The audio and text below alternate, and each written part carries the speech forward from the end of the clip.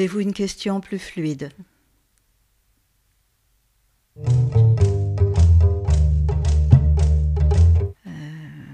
La bataille de San Romano, c'est un triptyque d'Uccello.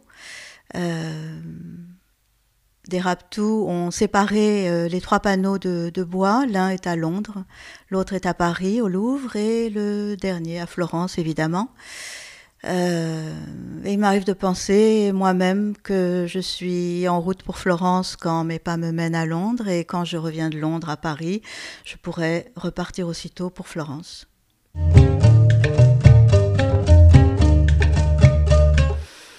Et si je croise la route d'un dragon, en uniforme évidemment, je le mets sur mon carnet de balles, on danse une valse, et puis je l'envoie chercher des brins de muguet.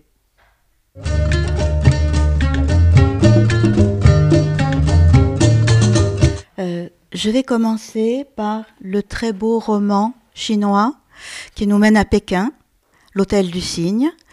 C'est l'histoire de Yuling, une nounou mal embouchée, un peu bigleuse, et de l'enfant Dada. Dada a 6 ans et c'est le gagne-pain de la nounou. Pour l'amour d'un vaurien, Yuling va accepter d'enlever l'enfant contre rançon. Simplement, au moment où le trio se met en route pour une cachette, on apprend l'arrestation du père et la disparition de la mère de l'enfant Dada. Le trio rentre à la villa, une villa luxueuse d'oligarques, et l'enfant Dada, à qui on a offert une oie vivante comme doudou, l'enfant croit que l'oie est un signe, et de même, tous ceux et toutes celles qui vont frapper à la porte de la villa vont révéler derrière des destinées d'invisibles, de gens simples, vont révéler une grâce et une beauté, et les oies blanches, les oies mal embouchées vont devenir des signes majestueux sous la plume de l'auteur.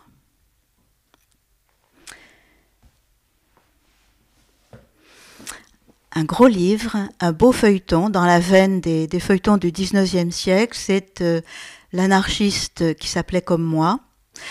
Par un tour de passe-passe, Pablo Martín Sánchez nous raconte l'histoire d'un jeune Catalan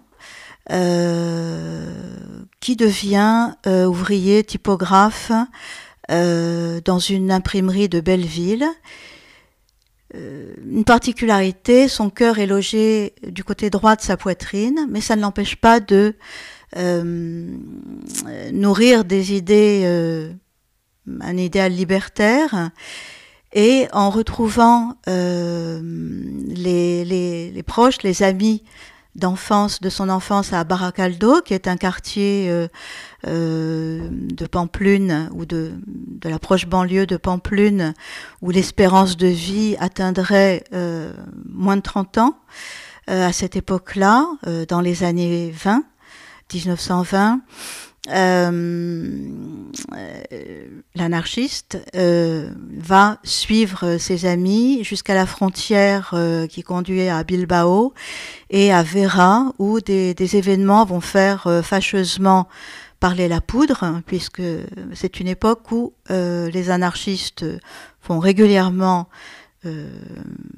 parler la poudre, et c'est ainsi que Pablo Martín Sánchez, l'anarchiste, et non pas l'écrivain, ou peut-être les deux, sera accusé de participation à la rébellion contre la dictature de Primo de Rivera, et sera condamné à mort. À l'époque, la mort, c'est par le garrot. Et l'histoire nous promène dans de multiples merveilles et politiques ou culturelles, ou d'une manière éblouissante, avec une verve parfaite. L'histoire nous conduit jusqu'à la fin présumée de l'anarchiste qui s'appelait comme un écrivain qui n'était pas encore né.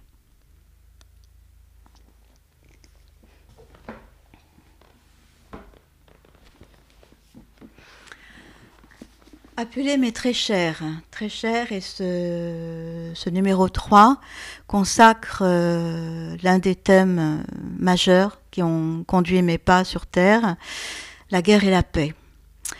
L'un des auteurs, Ingrid Taubois, ou l'autrice Ingrid Taubois, s'attache au sort des enfants soldats. Et elle explique que les enfants soldats ne jouent pas à faire la guerre, parce que jouer à faire la guerre, c'est prouver qu'on ne la fait pas. En revanche, ces enfants soldats se battent rarement pour une cause. Ce sont les soldats qui ne réclament pas de solde, ce sont des soldats qui ne réclament pas de médaille. On les nourrit le moins possible, le moins longtemps possible, puisqu'ils deviennent très rapidement de la chair à canon, et ils succombent le plus souvent à la confiance qu'ils portent aux adultes et disparaissent sans qu'on n'entende plus jamais parler d'eux.